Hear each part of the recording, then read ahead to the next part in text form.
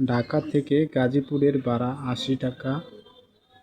ভাড়া 25% বেড়ে গেলে নতুন ভাড়া কত টাকা? তাহলে আমরা কি করতে পারি, আগে 100%-এর ভাড়া হচ্ছে ৮০ টাকা, 100%-এর ভাড়া হচ্ছে ৮০ টাকা, আর হচ্ছে 25% বাড়ছে, তাহলে 25% হচ্ছে কত? 125।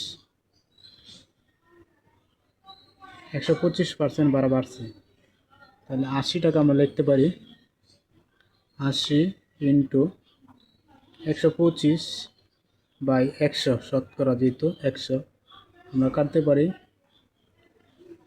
4×20=80, 5×20=100, আর 5×25=125, তাহলে হইতেছে 4×25=100, টোটাল ভাড়া হচ্ছে 100 টাকা। আনসার গ নম্বর।